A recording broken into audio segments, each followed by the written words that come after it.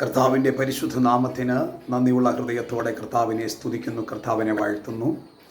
എല്ലാവരെയും കർത്താവ് ധാരാളം അനുഗ്രഹിക്കട്ടെ.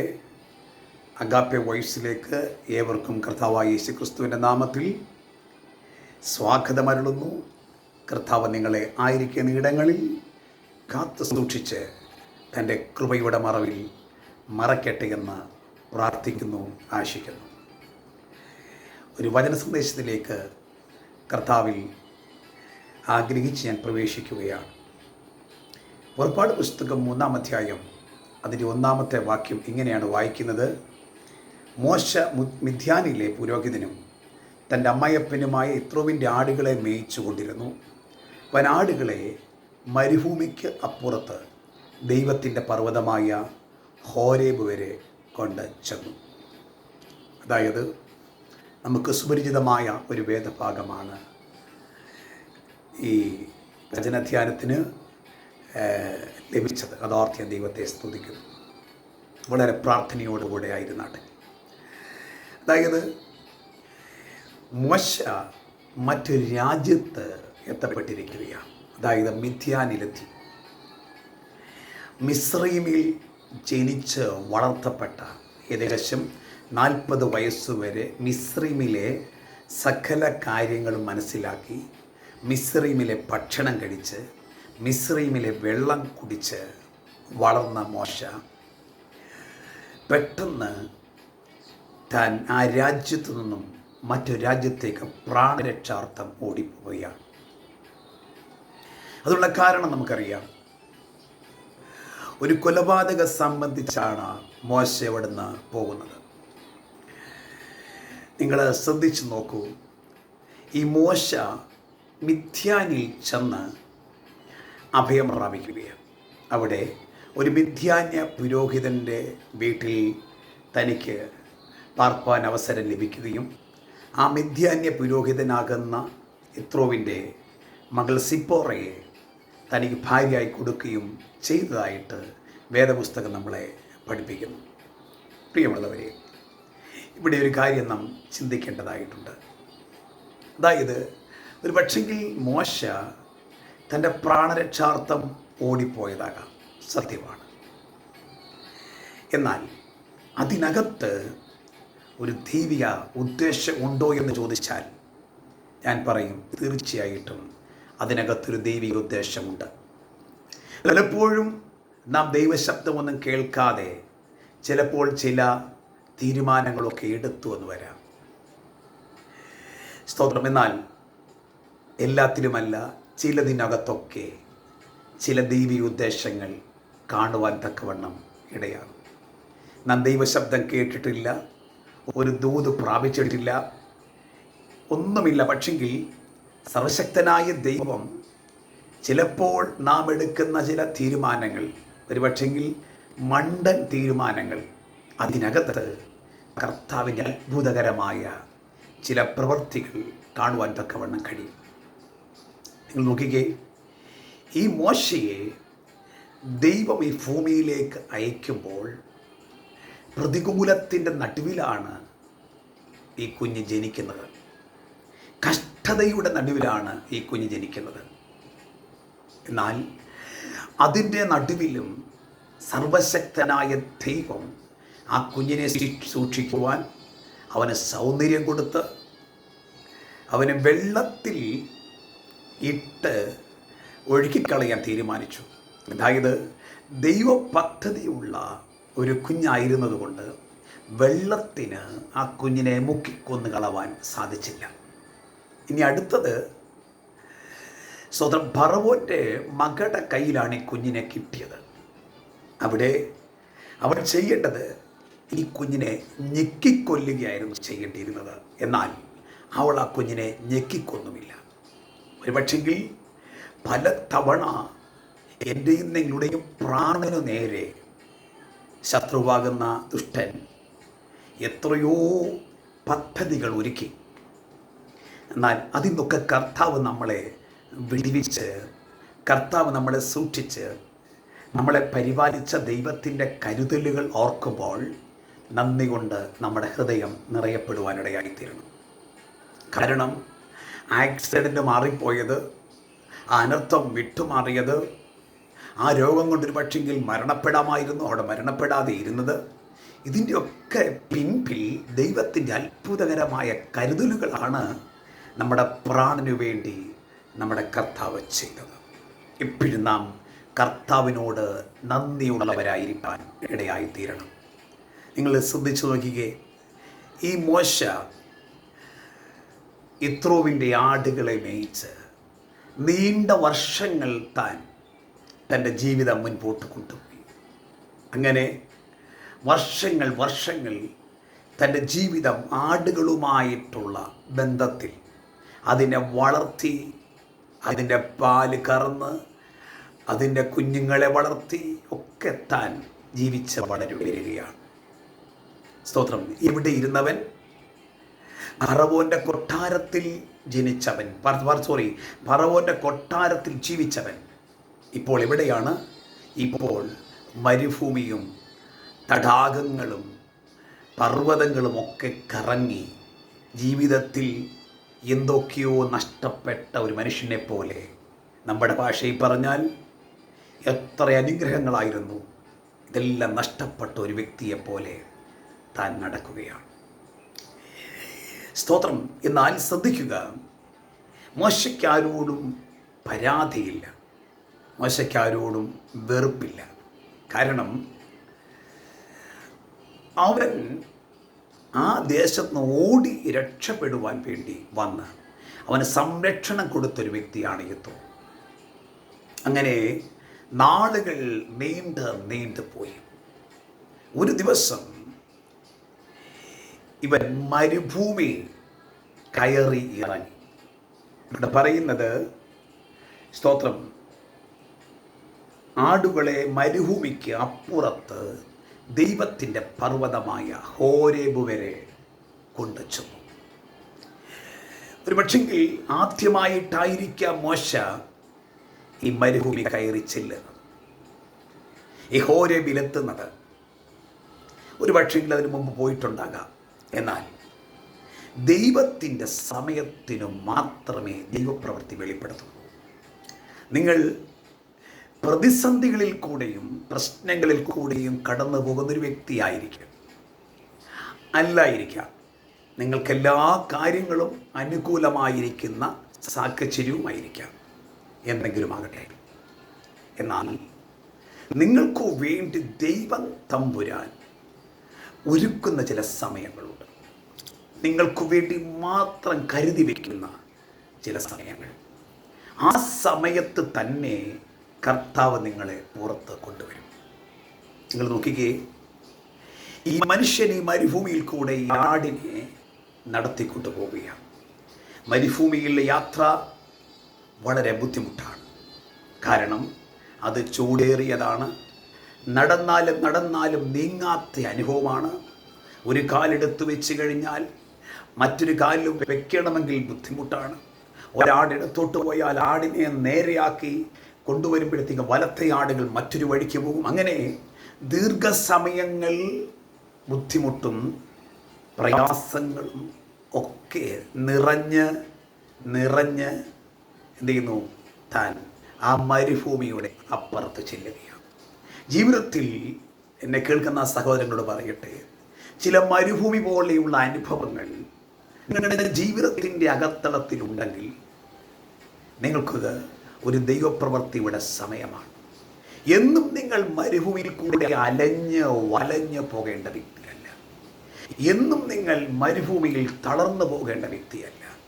എന്നും മരുഭൂമിയുടെ ചൂടും മരുഭൂമിയുടെ തണുപ്പും മരുഭൂമിയുടെ ബുദ്ധിമുട്ടുകളും എല്ലാം അനുഭവിച്ചു പോകേണ്ട വ്യക്തിയല്ല. ചിലപ്പോൾ മരുഭൂമിയിൽ കുടിക്കാൻ വെള്ളം കിട്ടിയില്ല എന്ന് വരാം. ചിലപ്പോൾ മരുഭൂമിയിൽ തണൽ കിട്ടിയില്ല എന്ന് വരാം. സ്തോത്രം. നിങ്ങൾ ആഗ്രഹിച്ചതൊന്നും ഒരു പക്ഷെങ്കിൽ കിട്ടിയില്ല എന്ന് വരാം. എന്നാൽ ഈ മരുഭൂമിക്കപ്പുറത്ത് ഒരു ഹോരേബുണ്ട്. മരുഭൂമി കടന്നെങ്കിൽ മാത്രമേ ഈ ഹോരേബിനകത്ത് എത്തപ്പെടാൻ പറ്റൂ. സ്തോത്രം. ദൈവ സാന്നിധ്യം ഇറങ്ങുന്നത് ഹോരേബിലാണ്. Praise God. മരുഭൂമി നിങ്ങൾക്ക് ചില ബുദ്ധിമുട്ടുകൾ സൃഷ്ടിച്ചിരിക്കാം. മരുഭൂമി നിങ്ങൾക്ക് ചില ഭാരങ്ങൾ കൊണ്ടുവന്നിരിക്കാം. മരുഭൂമി നിങ്ങൾക്ക് ചില സങ്കടങ്ങൾ കൊണ്ടുവന്നിരിക്കാം. എന്നാൽ മരുഭൂമി അവസാനമല്ല. ആ മരുഭൂമി കയറി ഇറങ്ങിക്കഴിഞ്ഞാൽ ആ മരുഭൂമിയുടെ അപ്പുറമുണ്ടല്ലോ നിങ്ങളെ കാത്തിരിക്കുന്ന സൃഷ്ടിതാവായ ഒരു പിതാവുണ്ട്. അതേ സഹോദരങ്ങളെ, നിങ്ങളുടെ കഷ്ടതകൾക്കപ്പുറത്ത്, നിങ്ങളുടെ ഞെരുങ്ങുന്ന അനുഭവങ്ങൾക്കപ്പുറത്ത്, നിങ്ങളുടെ ബദ്ധപ്പാടുകൾക്കപ്പുറത്ത്, നിങ്ങൾ അനുഭവിക്കുന്നതായ ആ രോഗത്തിനപ്പുറത്ത്, നിങ്ങൾ കടന്നു പോകുന്ന സാമ്പത്തികമായ തകർച്ചയ്ക്കപ്പുറത്ത്, അതിനപ്പുറത്ത് മരുഭൂമിയല്ല ഉള്ളത്, അതിനപ്പുറത്തൊരു പർവ്വതമാണുള്ളത്. അതിനപ്പുറത്ത് ദൈവസാന്നിധ്യം ഇറങ്ങുന്ന ഒരിടമാണുള്ളത്. ഹല്ലേലൂയ. അതായത് ഈ മരുഭൂമി താണ്ടിയത്, ഈ മരുഭൂമിയിലെ എല്ലാ ബുദ്ധിമുട്ടുകളും എല്ലാ സങ്കടങ്ങളും നിങ്ങൾ അറിഞ്ഞ് ഭാരപ്പെടുന്നത് തീരുവാൻ തക്കവണ്ണം ഇനിയും അധികം ദൂരമില്ല. എന്തെന്നറിയാമോ? അതിനപ്പുറത്ത് ഹോരേബാണ് ദൈവസാന്നിധ്യം ഇറങ്ങുന്ന ഇടമാണ്. ദൈവമഹത്വം ഇറങ്ങുന്ന ഇടമാണ്. ദൈവത്തിൻ്റെ സാന്നിധ്യം അവിടെ ഉണ്ടെന്നുള്ള കാര്യം പ്രിയമുള്ളവരെ മറന്നു പോകരുതേ.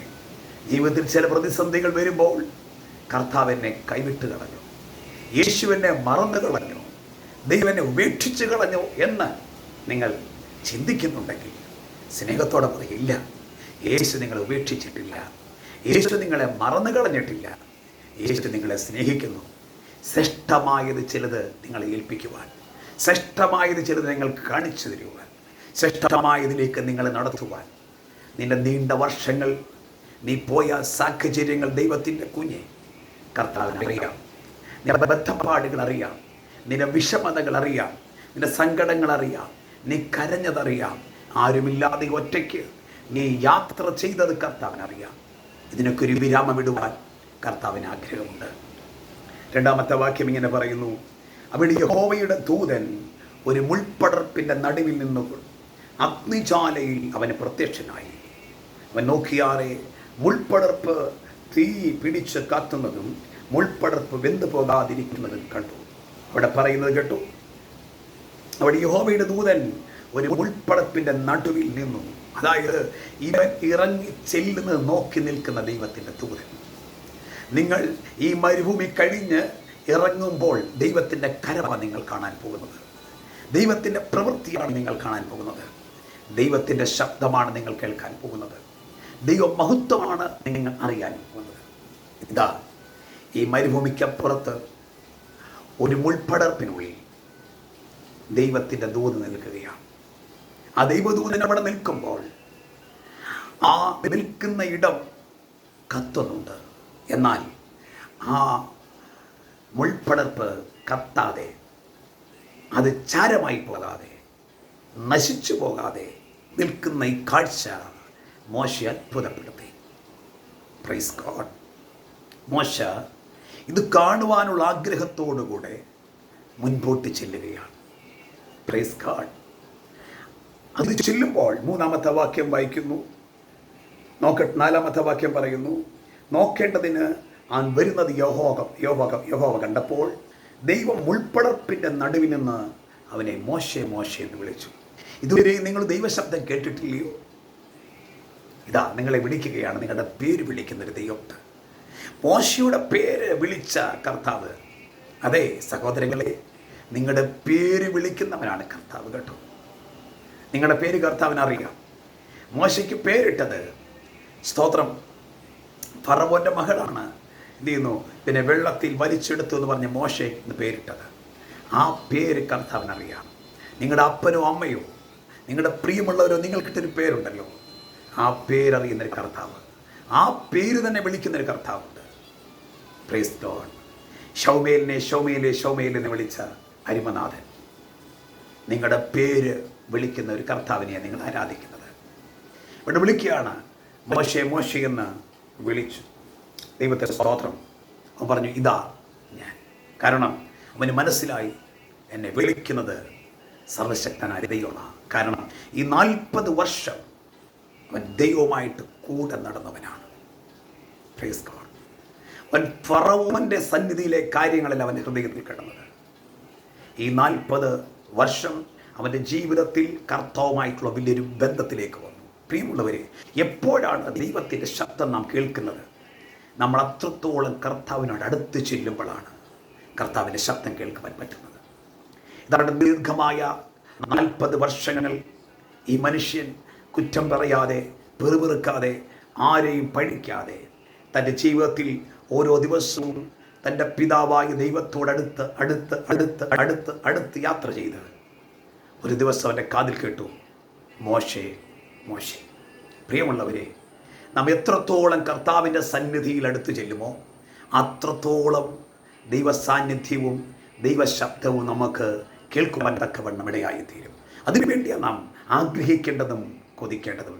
ഇവിടെ പറയുന്നു, സ്തോത്രം, അപ്പോൾ അവൻ ഇങ്ങോട്ട് അടുക്കരുത്, നീ നിൽക്കുന്ന സ്ഥലം വിശുദ്ധ ഭൂമിയാകയാൽ കാലിൽ നിന്ന് ചെരിപ്പഴിച്ച് കളയും. അതായത് ഇങ്ങോട്ടടുക്കരുത്, അതായത് നീ കയറി വരുവാൻ നോക്കുന്നത് സാന്നിധ്യം കൊണ്ട് നിറഞ്ഞിരിക്കുകയാണ്. പ്രിയമുള്ളവരെ, ദൈവം എവിടെ ഇറങ്ങുന്നോ അവിടെ ദൈവ സാന്നിധ്യം ഉണ്ടാകും. അതാ കർത്താവ് പറഞ്ഞു, 2-3 പേർ എൻ്റെ നാമത്തിൽ കൂടി വരുന്നവരുടെ നടുവിൽ ഞാനുണ്ട്. അങ്ങനെയെങ്കിൽ ഒരു കാര്യം ശ്രദ്ധയോടെ കേൾക്കണം. യഥാർത്ഥമായിട്ട് 3 പേരോ 2 പേരോ കൂടുന്നിടത്ത് ദൈവ മഹത്വം ഇറങ്ങി വരും, ദൈവ സാന്നിധ്യം ഇറങ്ങി വരും. പലപ്പോഴും ആ സാന്നിധ്യം ഇറങ്ങി വരാത്തതിൻ്റെ കാരണം നാം പേരുകൊണ്ട് മാത്രം കൂടി വരുന്നു, ആ കർത്താവിനെ അറിഞ്ഞുകൊണ്ട് കൂടി വരുന്നില്ല എന്നുള്ളതല്ലേ. Praise God. ഇവിടെ ശ്രദ്ധിക്കുക, ഇവിടെ പറയുകയാണ്, സ്തോത്രം, നിന്റെ കാലിൽ നിന്ന് ചെരുപ്പ് അഴിച്ചു കളയണം. അതായത് ജീവിതത്തിൻ്റെ ഉള്ളറയ്ക്കകത്തിൽ എന്തൊക്കെ അടിക്കാനുണ്ടോ അതിനെയൊക്കെ അഴിച്ചു കളയണം. എന്തിനാണെന്നറിയാമോ? ചിലത് കൈമാറാനുണ്ട്. ദൈവത്തിൽ നിന്ന് ചിലത് പ്രാപിക്കണമെങ്കിൽ നമ്മുടെ ചിലത് അഴിച്ചു കളയണം. സ്തോത്രം. സർവശക്തനായ ദൈവം പറയുന്നത് അവൻ്റെ വസ്ത്രം അഴിച്ചു കളയാൻ പറയുന്നില്ല, എന്നാൽ ഈ ഭൂമിയുമായി ബന്ധപ്പെട്ടവരെ നിർത്തുന്ന അവൻ്റെ കാലിലെ ചെരുപ്പ്, ഹല്ലേലൂയ, അവൻ്റെ കാലിലെ ചെരുപ്പ് ഈ ഭൂമിയുമായിട്ട് ബന്ധപ്പെടുത്തി നിർത്തിയിരിക്കുന്നത്, അതിനെ അടിച്ചു കളഞ്ഞെങ്കിൽ മാത്രമേ സ്വർഗീയമായതിനെ പ്രാപിക്കുവാൻ പറ്റൂ. Praise God.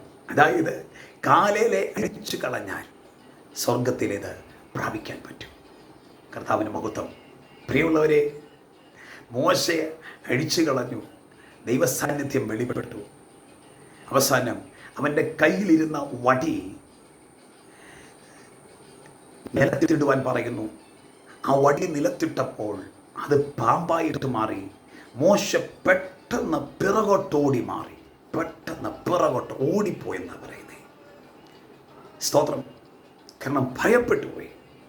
അപ്പോൾ തന്നെ കർത്താവ് പറയുകയാണ്, നീ നിന്റെ വാലിൽ പിടിക്ക്. Praise God. എൻ്റെ ചിന്തയെ കേട്ടോ, മോശ എത്രയും സ്പീഡിലാണോ പിറകോട്ടോടിയത് അതിൻ്റെ ഇരട്ടി സ്പീഡിൽ മോശ ചെന്ന് ആ പാമ്പിൻ്റെ വാലിൽ പിടിച്ചുവെന്നാണ് ഞാൻ വിശ്വസിക്കുന്നത്. കാരണം അവൻ അറിയാം അവനോട് ആരാണ് സംസാരിച്ചിരിക്കുന്നത്, അവനോട് ആരാണിതൊക്കെ പറയുന്നുള്ള ബോധ്യം അവർക്കുണ്ട്. അവൻ്റെ ദൈവത്തിലുള്ള ആഴമായ വിശ്വാസമാണ് അത് വെളിപ്പെടുത്തുന്നത്.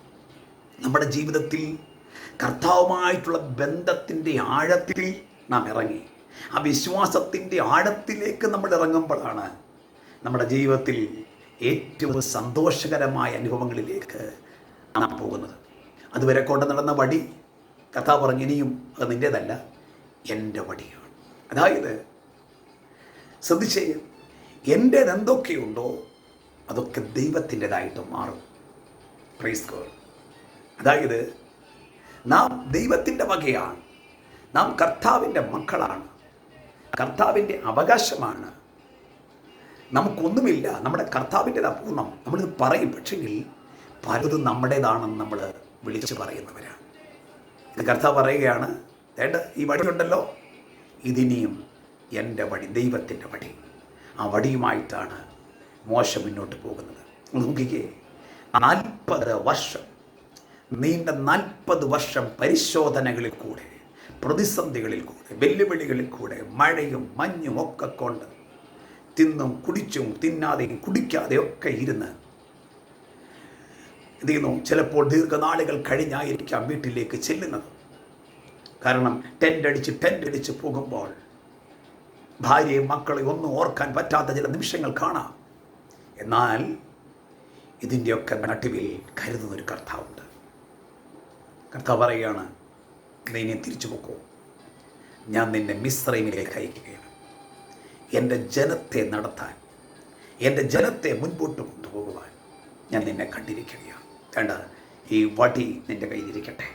പ്രിയമുള്ളവരെ, ഈ വചനം സന്ദേശം ഇവിടെ നിർത്തുമ്പോൾ നിങ്ങളുടെ ചില കാര്യങ്ങൾക്ക് വേണ്ടി ദൈവം നിയോഗിക്കുവാൻ പോകുകയാണ്. നിങ്ങളുടെ ജീവിതത്തിൽ ചില മാറ്റങ്ങൾ വരുത്തുവാൻ കർത്താവ് ആഗ്രഹിക്കുകയാണ്. ചില കാര്യങ്ങൾ ചെയ്യണം, അനുസരിക്കണം. അതായത് എൻ്റെ എന്നുള്ള ചിന്തകൾ, സ്വയം എന്നുള്ള ചിന്തകൾ വിട്ടുകളഞ്ഞ് ക്രിസ്തുവിൽ തന്നെ ആശ്രയിച്ചു കഴിഞ്ഞാൽ, ക്രിസ്തുവിൽ തന്നെ ആശ്രയം വെച്ച് കഴിഞ്ഞാൽ തീർച്ചയായിട്ടും ദൈവം നിങ്ങളുടെ എല്ലാ വിഷയങ്ങളിലും ദൈവത്തിൻ്റെ മഹത്വം വെളിപ്പെടുത്തും. കർത്താവ് നമ്മളെ സഹായിക്കട്ടെ. ഈ വചനം കേൾവി നിങ്ങൾക്ക് അനുഗ്രഹമായി തീരട്ടെ. ഞാൻ നിങ്ങൾക്ക് വേണ്ടി ഒരു വാക്ക് പ്രാർത്ഥിക്കട്ടെ. പരിശുദ്ധ പിതാവേ, ഈ വചന സന്ദേശം കേട്ട സകലരുടെ മേലും ദൈവത്തിൻ്റെ കൃപ പകർന്ന് അവരുടെ ജീവിത വിഷയങ്ങളുടെ അകത്തളത്തിൽ പരിശുദ്ധാത്മാവിൻ്റെ വലിയ പ്രവൃത്തികൾ സന്തോഷിപ്പാൻ, അവരുടെ ഞെരുക്കങ്ങളും ഇല്ലായ്മകളും കഷ്ടതകളും എല്ലാം മാറി കർത്താവ് ഒരുക്കണം. ചിലരെ ദൈവവേലയ്ക്കായിട്ട് കർത്താവ് പുറത്തെടുക്കണം. ചില ദൈവശബ്ദം കേൾക്കുവാൻ ചിലരുടെ കാതുകളെ ഒരുക്കണം. ചില ദൈവപ്രവൃത്തി കാണാൻ കർത്താവ് ചില കണ്ണുകളെ അഭിഷേകം ചെയ്യണം. അവരുടെ കാതുകളും അവരുടെ കണ്ണുകളും ദൈവ അഭിഷേകത്തിൽ മുങ്ങുവാൻ ഞാൻ പ്രാർത്ഥിക്കുന്നു. ഊരിക്കളയേണ്ടത് ഊരിക്കളഞ്ഞ് പിടിക്കേണ്ടതിനെ പിടിക്കുവാൻ സഹായിച്ചാണ്. മുഴുമഹത്വം അങ്ങേക്ക് തരുന്നു. യേശുവിൻ്റെ നാമത്തിൽ പ്രാർത്ഥിക്കുന്നു. കേൾക്കണമേ പിതാവേ. ആമേൻ. കർത്താവ് എല്ലാവരെ അനുഗ്രഹിക്കട്ടെ. God bless you.